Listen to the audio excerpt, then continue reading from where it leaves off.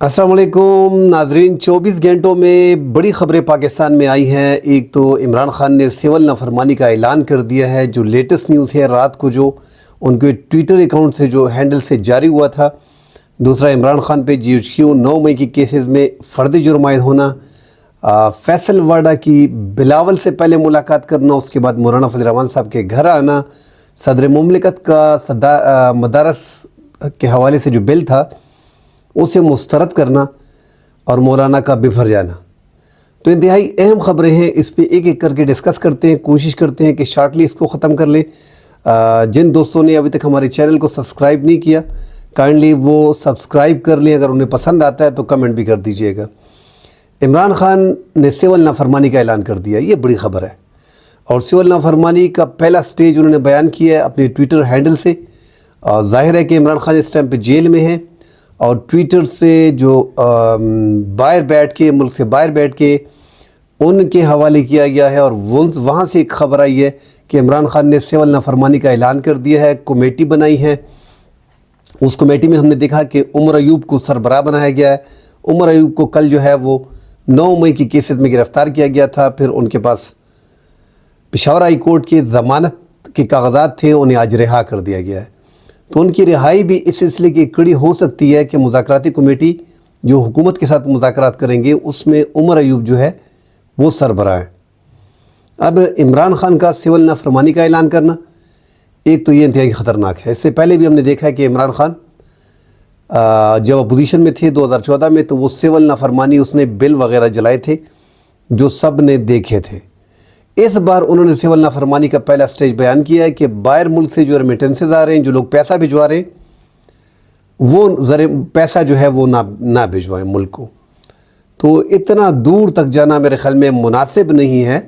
अभी भी बहुत टाइम है। ये वाक़यात हम पहले भी देख चुके हैं कि नवाज़ शरीफ पे बड़ी सख्तियाँ आई, उन पे तैयारा साजिश केस, जो परवेज़ मुशर्रफ मरहूम जो हैं वो हवा में थे, मार्शल लॉ भी लगा था और जनरल एहसान ने उस टाइम पे जो है उनको मुकम्मल कवर दिया।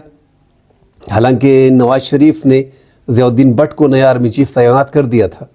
फिर उनको गिरफ़्तार किया गया और परवेज़ मुशर्रफ की, क्योंकि फ़ौज एक लाइन लेती है तो अपने लीडर को ही फॉलो करती है जो आर्मी चीफ होता है। तो परवेज़ मुशर्रफ को ही फॉलो किया गया और उन पे जो है तैयारा हाईजैकिंग केस लगाया गया। लग ऐसे रहा था कि चूँकि मार्शल लॉ है, नवाज़ शरीफ को फांसी तक हो सकती है। मगर फिर भी जो नवाज़ शरीफ को किस अंदाज़ में निकाला गया, वहाँ सऊदी अरब भिजवाया गया। बिल क्लिंटन ने जाने से पहले एक कहा था कि नवाज़ शरीफ को हर कीमत पे सऊदीया को टास दिया था और दुबई को टास दिया था। बहरहाल वो फिर सऊदीया में एग्रीमेंट करके चले गए थे। तो इमरान खान के ख़िलाफ़ भी है। इस टाइम पे जो केसेस हैं वो 188 हैं। अभी कल जो केसेस मज़ीद 14 दर्ज हुए हैं 24 और 26 नवंबर के हवाले से। तो इस्लामाबाद में इमरान खान के ख़िलाफ़ टोटल 62 केस थे, अब 62 से वो 74 हो गए। तो इस टाइम पे इमरान खान के ख़िलाफ़ जो केसेस की तादाद है वो 188 है। मगर जैसे कि हमने बयान कर दिया कि नवाज़ शरीफ भी एक इंतहाई ख़तरनाक केस में फंसे हुए थे, क्योंकि पाकिस्तानी सियासत है। पाकिस्तानी सियासत में किसी भी टाइम उलट पेर हो सकता है। अब हम देख रहे हैं कि ये जब से ये 26 नवंबर का सानहा हुआ है, सानहा हम इसलिए कह रहे हैं कि इसमें शहादतें हुई है दोनों अतराफ से।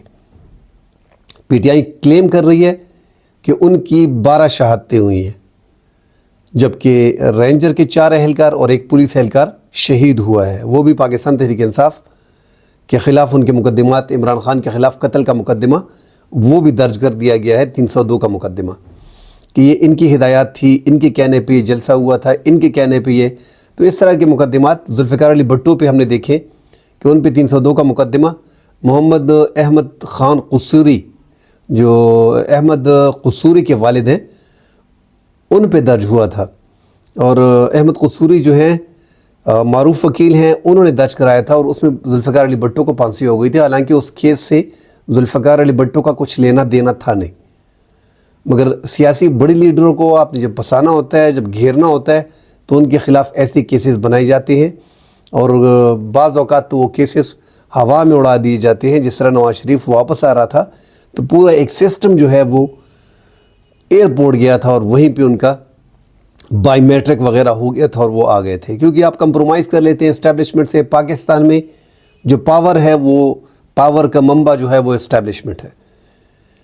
اب لگ ایسی رہا ہے، جو باتیں سامنے آ رہی ہیں فیصل واڈا کی جانب سے ملاقاتیں، اس پہ ذکر کرتے ہیں کہ فیصل واڈا نے مولانا فضل الرحمان صاحب سے ملاقات کی، اس سے پہلے بلاول سے ملاقات کی، اس سے پہلے مختلف ٹاک شوز میں۔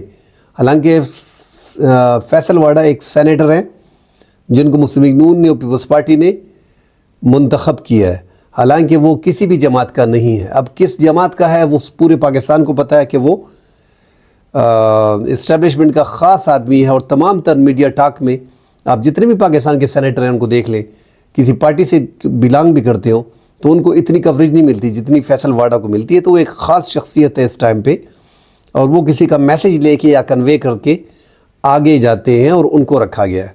تو فیصل واڈا کی باتوں کو سیریس لینا چاہیے۔ ہم نے دیکھا کہ اس نے پہلے تو بلاول سے ملاقات کی، اس کے بعد ٹاک شوز میں کہتے رہے کہ عمران خان کی جان کو خطرہ ہے اور میں عمران خان کو بچانے کے لیے کسی بھی حد تک جاؤں گا۔ تو یہ حیران کن تھا ہمارے لیے کہ فیصل واڈا کس انداز میں، کس اینگل میں یہ بات کر رہے۔ اس کے بعد وہ مولانا فضل الرحمان صاحب کے گھر گئے۔ اب مولانا فضل الرحمان صاحب سے بھی سیاسی اتحاد کی بات کی ہوگی، ملک میں جو پیغام ہے وہ پہنچایا ہو گیا، کیونکہ اس کے بعد مولانا فضل الرحمان صاحب سے انتہائی اہم ملاقاتیں جو خفیہ رکھی گئی ہیں وہ بھی ہوئیں فیصل واڈا سے ہٹ کے۔ تو فیصل واڈا پیغام لے کے گئے تھے۔ اب عمران خان پہ ڈسکشن ہوئی ہے، تھوڑی بہت ملک میں موجودہ نظام پہ ڈسکشن ہوئی ہے، مسلم لیگ نون کی گورنمنٹ پہ ڈسکشن ہوئی ہے۔ تو یہ ساری باتیں چلتی رہی ہیں۔ اس سے پہلے بلاول بھٹو سے ملاقات کی، اور بلاول بھٹو جو ہے وہ بھی مولانا فضل الرحمان صاحب سے ملے۔ اب یہاں پہ مولانا فضل الرحمان صاحب کا ایک جو بڑا ان کا مطالبہ ہے کہ 26ویں آئینی ترامیم میں جو مدارس رجسٹریشن بل تھا اس پہ دستخط نہیں ہوئے۔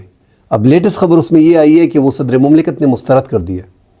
اب یہاں پہ مولانا فضل الرحمان صاحب جو ہیں، اگر بل مسترد کر دیا صدر مملکت نے اور واپس بھجوا دیا اور اس پہ اعتراضات لگا دیے گئے ہیں کہ یہ صوبوں کے معاملات ہیں، اس طرح اسلام آباد میں جو مدارس ہیں ان کا کیا بنے گا، کوئی طریقہ کار ان کا نکالنا پڑے گا۔ ایک بار آپ اگر اعتراض کر دیتے ہیں تو دوبارہ اس بل پہ آپ جو منظور ہوا ہے اسمبلی سے اور 2/3 اکثریت سے، قومی اسمبلی سے اور سینٹ سے، اس پہ دوبارہ اعتراضات نہیں ہوتے۔ اب دیکھنا پڑے گا کہ اعتراضات ایک بار لگے ہیں، 2 بار لگے ہیں، کس طریقے سے واپس کیا گیا ہے۔ مگر یہاں پہ مولانا فضل الرحمان صاحب نے سٹینڈ لیا ہوا ہے کہ 7 دسمبر تک اس بل پہ دستخط نہیں ہوتا تو 8 دسمبر کو ہم اسلام آباد مارچ کریں گے۔ تو فیصل واڈا نے اس حوالے سے بھی بات کی ہے، اور بلاول بھٹو نے بھی اس حوالے سے بات کی ہے، مولانا فضل الرحمان صاحب کو راضی کرنے کی کوشش کی ہے کہ آگے جا کے اس بل کو کس طریقے سے ہم منظور کر پائیں گے۔ مگر مولانا فضل الرحمان صاحب نے ایک اپنا انیشیٹو لیا اور انہوں نے اعلان کیا ہے کہ 8 دسمبر کو وہ اسلام آباد کی طرف موو کریں گے۔ ملکی حالات سیاسی عدم استحکام ملک میں بہت زیادہ ہے، جو اشاریہ ہیں معیشت کے وہ درست دکھائی دے رہے ہیں، انڈیکیٹر جو ہیں وہ سٹاک ایکسچینج ہو گیا ہے، وہ درست سمت میں لگ رہا ہے کہ جا رہا ہے۔ مگر جو غریب عوام ہیں ان پہ جو ہم دیکھ رہے ہیں، کسی بھی بندے سے، کاروباری بندے سے بات کرتے ہیں تو وہ بولتے ہیں یار ہمارا کام جو ہے وہ نہیں چل رہا، اپنے گھر کا خرچہ ہم نہیں نکال پاتے ہیں۔ تو یہ جو معاشی اشاریے ہیں اس کا عوام پہ اثر کیوں نہیں پڑ رہا؟ بڑی بات یہی ہے۔ ڈالر ہم دیکھ رہے ہیں کہ ڈالر کنٹرول نہیں ہو رہا، جہاں تک کنٹرول کیا گیا ہے وہ بھی ہمیں اندازہ ہے کہ کس انداز میں اسٹیبلشمنٹ نے اس پہ کام کیا اور اس کو روکے رکھا۔ اب عمران خان اور مولانا فضل الرحمان صاحب، اب حکومت دوسرا محاذ اپنے لیے اوپن نہیں کرنا چاہ رہی۔ ایک محاذ تو عمران خان کا اوپن ہو گیا ہے، اور عمران خان نے جس انداز میں، جس طرح ان کے پیروکار، ان کے پی ٹی آئی کے اہلکار جو اوورسیز پاکستانی ہیں، زیادہ تر جو قومی اداروں، جتنے بھی قومی ادارے ہیں، افواج پاکستان کے جتنے بھی پرائیویٹ فارمز وغیرہ ہیں جہاں پہ کام ہو رہے شہداء کی لواحقین کے لیے جو ادارے قائم کیے گئے ہیں، جن کو شہداء کی مدد کی جاتی ہے، ان پہ جو ہے ایک باقاعدہ مہم شروع کر دی ہے۔ اور جو ہمارے شہداء ہیں، ہم جو دیکھتے ہیں کہ خیبر میں، بنو میں، پختونخوا میں یا بلوچستان میں جو شہداء، ہمارے کانسٹیبل، ہمارے کیپٹن، ہمارے سپاہی، ہمارے حوالدار جتنے بھی شہید ہوتے ہیں، پچھلے چند دنوں میں ہم نے دیکھا ہے کہ 26 مئی کے سانحے کے بعد اس میں اضافہ ہوا ہے، جو منفی کمنٹ ہمارے شہداء پہ کیے جاتے ہیں۔ تو یہ انتہائی خطرناک ہے، جو گیپ پیدا ہو رہا ہے وہ زیادہ ہو گیا ہے۔ اب اسٹیبلشمنٹ کو اس گیپ کو کور کرنا ہوگا. ہم پہلے سے کہتے آ رہے ہیں کہ پاکستان تحریک انصاف ایک حقیقت ہے، اس کو تسلیم کرنا ہوگا اور آگے جانا ہوگا. بے شک ان کو اقتدار سے دور رکھیں، مگر ایک سیاسی جماعت کو آرمی چیف کی موجودگی میں ایک وزیر اعظم وہاں پہ کہتا ہے کہ یہ ایک فتنہ فساد ہے، اور ان شرپسندوں کو کنٹرول کرنے کے لیے 26 مئی کا دھرنا تھا، احتجاج تھا، اس میں آرمی چیف نے ہمیں بہت سپورٹ دی اور ختم کرنے میں جنرل عاصم موری جو ہمارے آرمی چیف ہے ان کی مدد شامل تھی. ایسے بیان وزیر اعظم کو دینا ہی نہیں چاہیے تھا. بس وزیر اعظم ہے، ملک کے سربراہ ہیں، انہوں نے قانونی طریقے پہ جو بھی کیا، آرڈرز دیے، گولی چلانے کے، آرٹیکل 245 لگایا، فوج کے اختیارات دیے، تو وہ ان کا اختیار تھا. اب وہ ڈائریکٹلی وہاں پہ انہوں نے جو بات کر دی، وہاں سے تھوڑا جو ہے وہ بیان ان کا کنٹروورشل تھا. اس کنٹروورشل بیان پہ جو ہے بہت زیادہ تنقید بھی ہو رہی ہے، اور فیصل واڈا بھی اس پہ تنقید کر چکے ہیں. اور ایک جو بات فیصل واڈا نے کی ہے جو حقیقت بھی ہے کہ جو تحریک انصاف اپنا مسلم نون جو ہے اس ٹائم پہ حکومت ڈیلیور کر رہی ہے اور اسٹیبلشمنٹ ان کی مدد کر رہی ہے. جو کچھ بھی ہو رہا ہے، باہر سے پیسہ آ رہا ہے، اسٹاک ایکسچینج اوپر جا رہا ہے، ملک کی معیشت تھوڑی بہت بہتر ہو رہی ہے، جو حکومت کے دعوے ہیں وہ سارا جو ہے وہ اسٹیبلشمنٹ کر رہا ہے. اور اسٹیبلشمنٹ نے ایک الٹا ان کا گند اپنے سر پہ لیا ہوا ہے.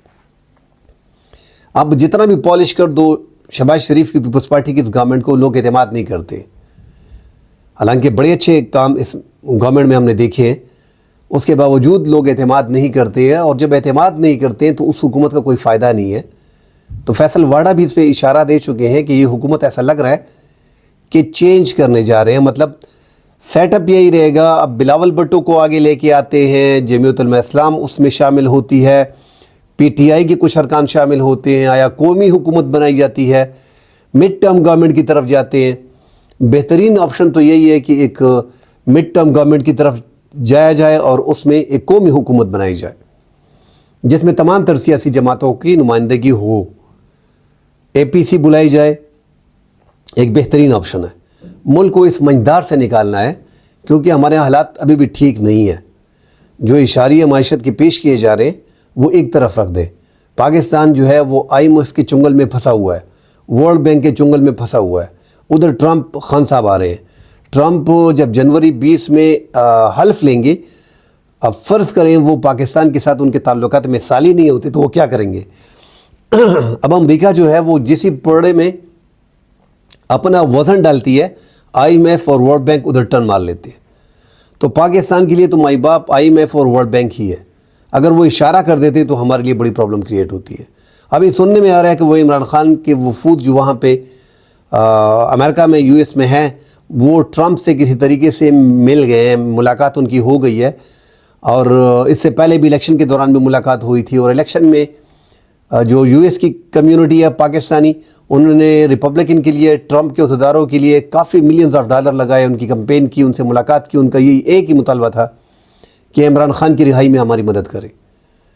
تو لگ بھی ایسے رہا ہے اور خوف بھی ایک ہے کہ شہباز شریف بار بار جو سعودی عرب جا رہے ہیں اور محمد بن سلمان سے مل رہے ہیں، 5-6 دفعہ ان کی ملاقات ہو گئی ہے اس مختصر عرصے میں جب سے وزیر اعظم بنے ہیں.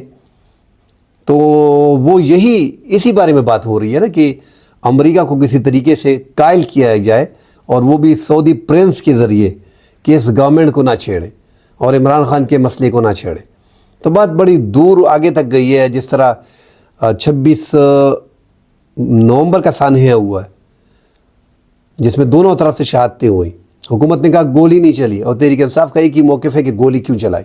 اور باقاعدہ وہ اس نے ایک کمپین شروع کر دیا، ٹرینڈ میں جا رہا ہے کہ گولی کیوں چلائی. ملک بھر میں جتنے بھی دیگر ممالک کے سفیر ہیں ان کو SRDR صاحب نے بلایا اور ان کو کنونس کرنے کی کوشش کی کہ یہ سوشل میڈیا پہ جو پروپیگنڈے ہو رہے ہیں، سب کچھ کہنے کے بعد بھی سفیر جو ہیں وہ مطمئن نہیں ہیں. تو یہ حالات ملک کے اس طرف آپ جب اشاریوں کو دیکھتے ہیں اور جب آپ اس طرح کے حالات دیکھتے ہیں کہ ملک میں آپ جو دیگر ممالک کے سفیر ہیں ان کو بلائیں اور ان کے ساتھ میٹنگ کریں اور وہ مطمئن نہیں ہوتے. اب یورپی یونین کی پابندیوں کا سامنا بھی کرنا پڑ سکتا ہے، ان کی ٹیم بھی آ سکتی ہے کہ یہ کیونکہ جو خبریں چلی ہیں यकदम पाकिस्तान तहरीक इंसाफ ने सोशल मीडिया पे जो सैकड़ों की तादाद में हलाकतें शहादतें हुई हैं, इस बारे में निशानदेही की थी कि सैकड़ों शहादतें हुई हैं। हालांकि अब तक पाकिस्तान तहरीक इंसाफ ने 12 शहादतें जो है वो कंफर्म की हैं, जिनके उन्होंने जनाजे पढ़ाए हैं और जिनमें सेनेटर्स, MPAs और MNAs शामिल हुए हैं। मगर एक वज़ीर आला खैबर पख्तूनख्वा का, उन्होंने जो रियासत का हिस्सा है, उन्होंने उस सैकड़ों का वर्ड पहले इस्तेमाल किया था। उसके बाद 278 का फिगर जो है वो सरदार लतीफ़ कोर साहब, वो भी ज़िम्मेदार हैं, MNA हैं, उनसे पूछना जाना चाहिए, वज़ीर आला से पूछना चाहिए कि आया आप अब स्टैंड 12 पे ले रहे और आप बता रहे हैं कि सैकड़ों उस टाइम पे आपने ऐलान किया था। तो ये इंतहाई ख़तरनाक बयान थे जो जारी किए गए, इससे मुल्क का इमेज जो है वो बड़ा ख़राब हुआ है। अब इमरान खान ने, जो बैरिस्टर गौहर ने वहाँ पे बता के कि 26 नवंबर में हमारे इतने लोग ज़ख्मी हुए और 12 लोग की शहादतें हो गई हैं, दोबारा अलीमा खान की मुलाकात होती है, वहाँ पे कंट्रडिक्शन सामने आती है। इमरान खान दोबारा बोलते हैं कि बैरिस्टर गौहर को मेरे ख़्याल में समझ नहीं आई या वो समझ नहीं सके, हमारी शहादतें जो हैं वो ज़्यादा हैं, इस पर कन्फ्यूजन ना फैलाया जाए। 12 शहादतें हुई हैं, आगे हम तफसील डेटा इकट्ठा कर रहे हैं। और उन्होंने मुख्तलिफ़ हिदायत जारी की, पख्तूनख्वा में आप रैलियाँ निकालें, मार्च करें, शहदाओं के घरों पे जाएं। सूबाई हुकूमत ने, वज़ीर आला ने जो 1 करोड़ रुपए का ऐलान शहीद के लिए किया और 10 लाख रुपए ज़ख्मी के लिए, हर बंदे के घर जाया जा रहा है।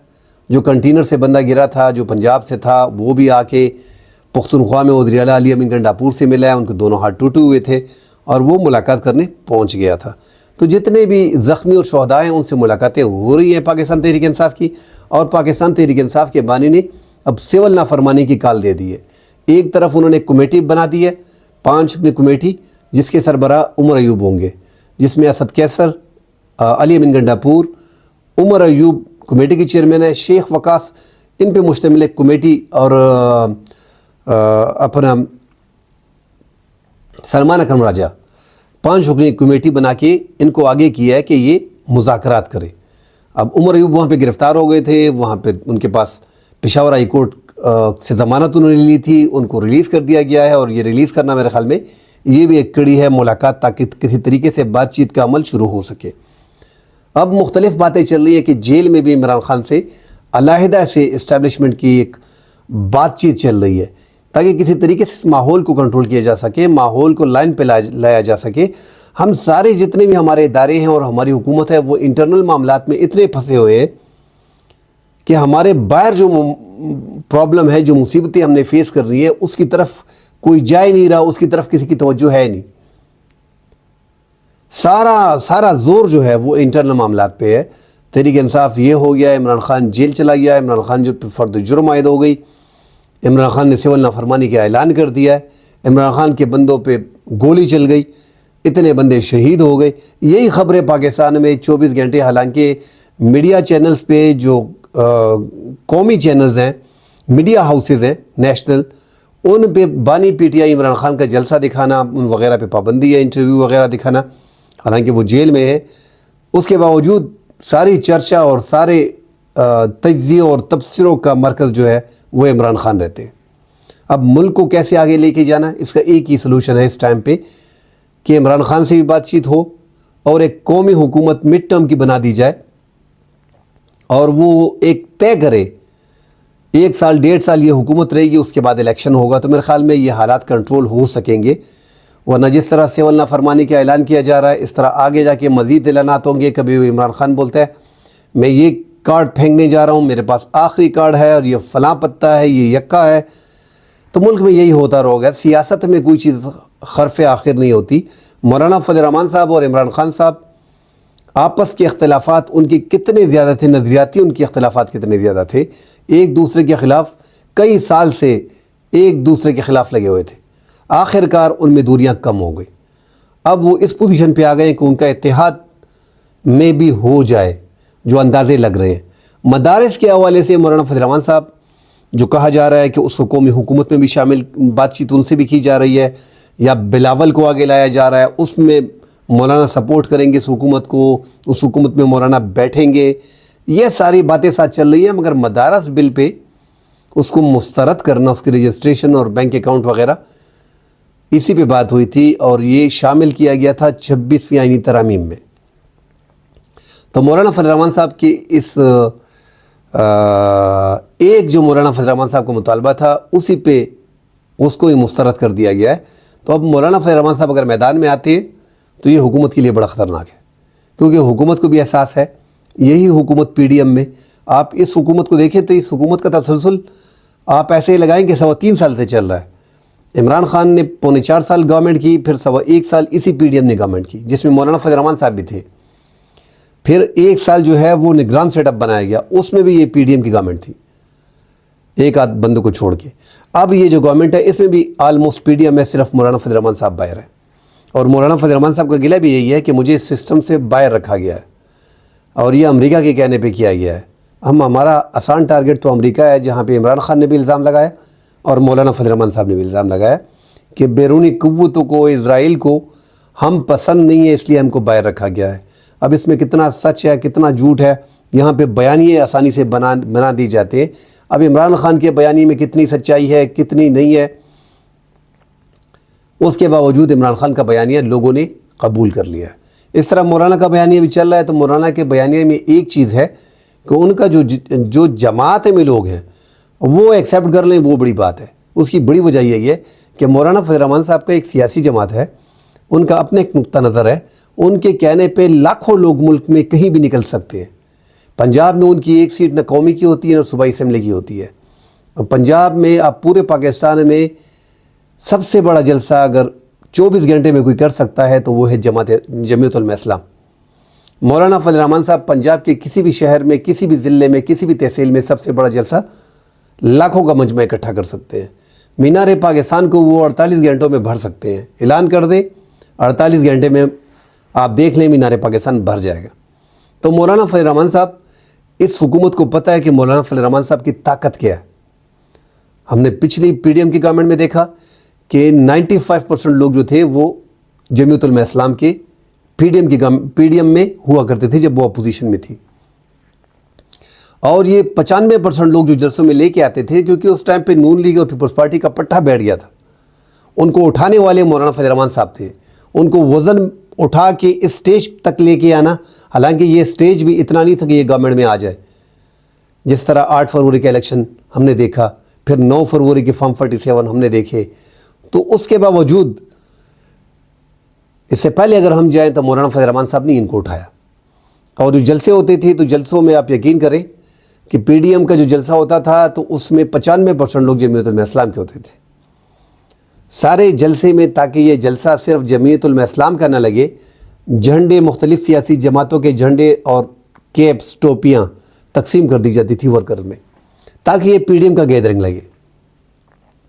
تو مولانا فضل الرحمان صاحب کی طاقت تھی اور اس جماعتوں کو معلوم ہے کہ اگر مولانا فضل الرحمان صاحب دھرنے پہ آ گئے یا احتجاج پہ آ گئے تو اس حکومت کے لیے انتہائی مشکل ہوگا. دوسرا جو ڈر تھا حکومت کو کہ پاکستان تحریک انصاف کے قریب مولانا فضل الرحمان صاحب بڑے نزدیک چلے گئے.